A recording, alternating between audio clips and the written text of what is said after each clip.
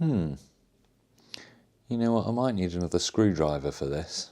I know.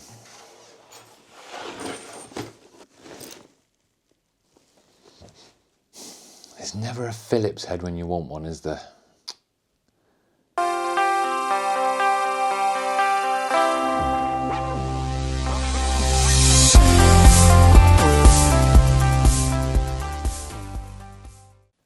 Hello, and welcome back to Raxacorica. I'm Steve, and I'm here to talk about everything Doctor Who. First up this week, I'm going to try and give you a spoiler-free review of last night's episode. So this is Season 2, Episode 2. The episode is Lux. And if I'm going spoiler-free, there's not a lot I can say, other than absolute genius. I absolutely loved it. The imagination of Russell T Davies is something else. I don't think we've seen anything quite like that since Patrick Troughton's day in the late 60s with his story The Mind Robber. That might give you a bit of a hint as to where the episode is going if you're a watcher of the old series. If not, all I can say is this: please go and watch it. It's like no other episode of Doctor Who you have ever seen.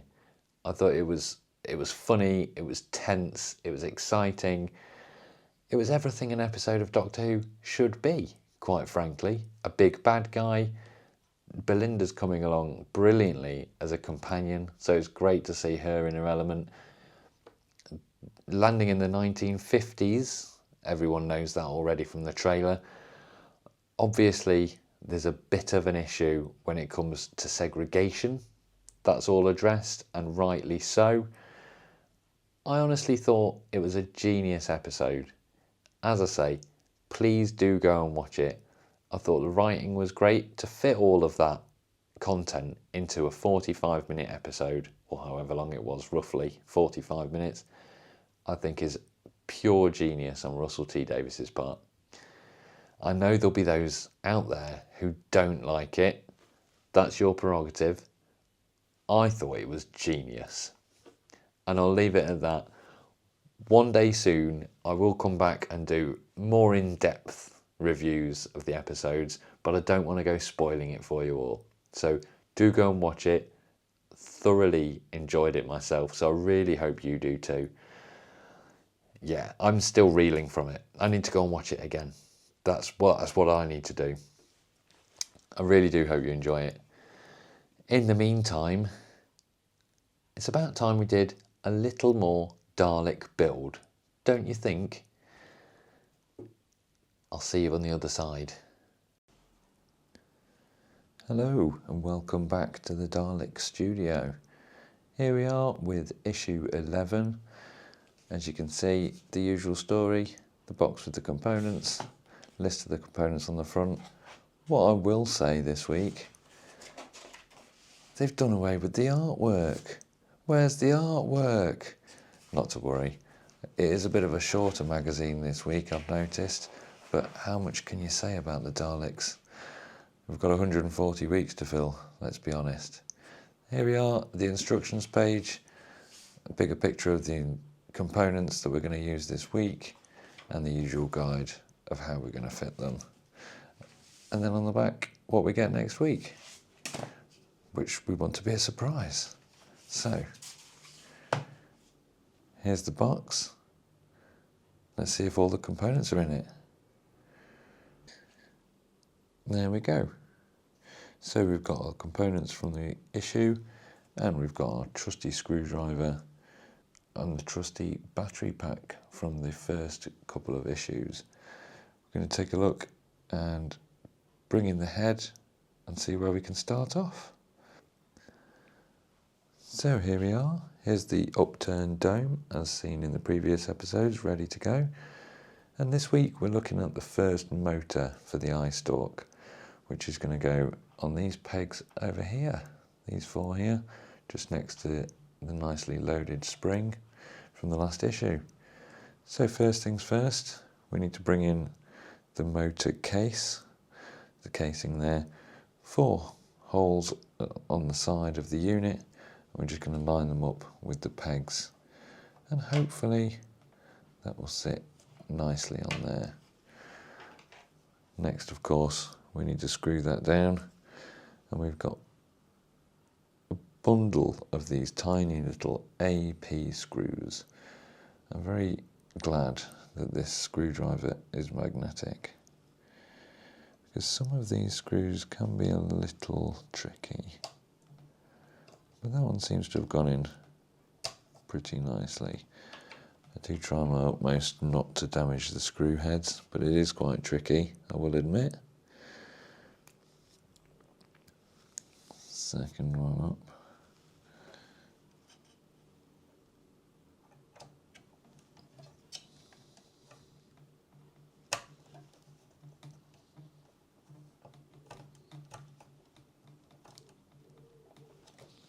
Like so. Our third one just down the back here.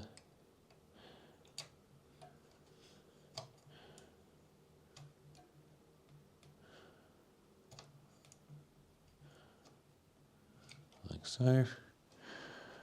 And a fourth.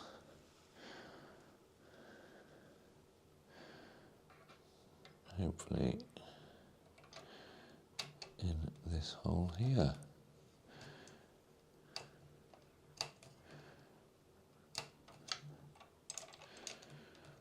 Tighten that one up a little. Yeah, I could certainly tighten that up. Try again, as I say, trying my best not to damage the heads on the screws. A little loose, but I can tighten that up very soon. So, if we take this to one side for the time being, we're going to bring in these components here. We've got the motor, we've got the battery pack from our previous issue, preloaded with batteries, and this testing cable here. We're going to take the testing cable, we're going to grab the smaller of the two connectors, and we're going to pop the connection from the motor into there, like so. Next up, I'm going to check the battery pack is set to off, as we can see, and we're going to plug the end of the battery pack, hopefully, into this slot here, like so. And if we turn it on, as we can see, the motor is turning nicely. Full circle. So we'll turn that off. In fact, before we do, it's interesting to note that the motor will have to fit into the head at a certain angle. So I'm just going to take a quick look at the setup, and what we'll need to do is make sure that this end is aligned correctly with the body of the motor so that it fits into the hole nicely. So we bring the head back in, and what we need to do, as you can see on the motor, we've got two flat sides on the top and the bottom there. What we need to do is make sure that the shaft at the end is in line with the flat sides, like so. So we want the shaft on the flat side of the body of the motor there. And what we can do then is we can pop the body of the motor into the casing, and if we take a look at the side of the eye stalk,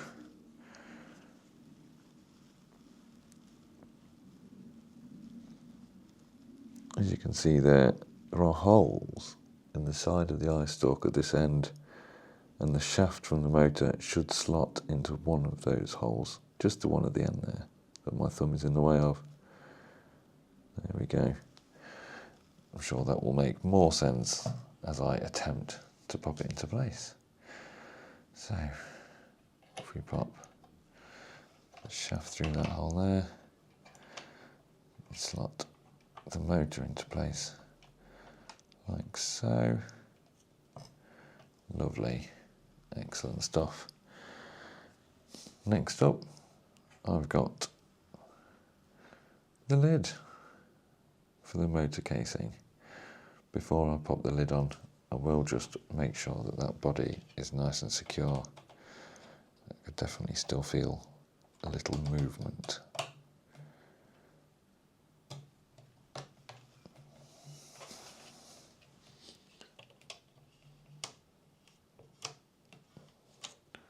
Much better. Excellent. So we're going to take the lid here. As you can see, there is a little groove at one end and a much bigger hole at the other end. What we need to do is make sure that the big hole goes at the back of the unit, like so. Hopefully, there we go, that pops into place. And with any luck, with our next bunch of AP screws, we will have the lid attached and the motor will be nicely secured. Let's put these screws in the top here. That went in very nicely, I have to say. Very satisfactory. Very satisfying even. Satisfactory? That's an interesting word.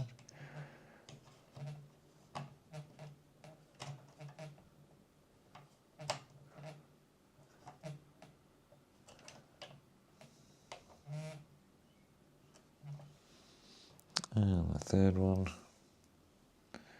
as I say, it's very handy that the end of this screwdriver is magnetic. It's come in very handy indeed.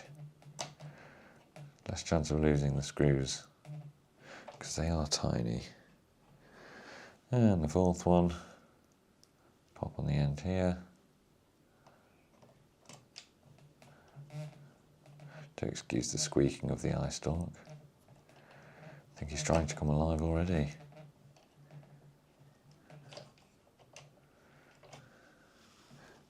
Just another little tighten up of this screw over here. You should hold it down nicely. Excellent, nice and secure, not going anywhere. And there we have the result of issue 11.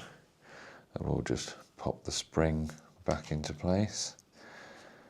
Hopefully, I can pop that down like so.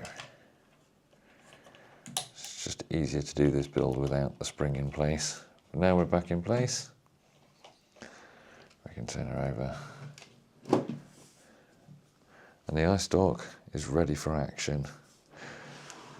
Ready for some more additions in the next episodes. Thanks again for joining. It's nice to see some exciting components going into place. We can only imagine how technical this is going to get. For now, all there is left for me to do, of course, is bring in the binder for issue 11.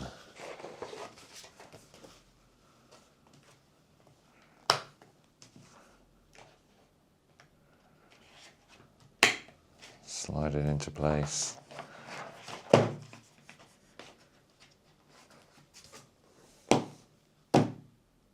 See you next time.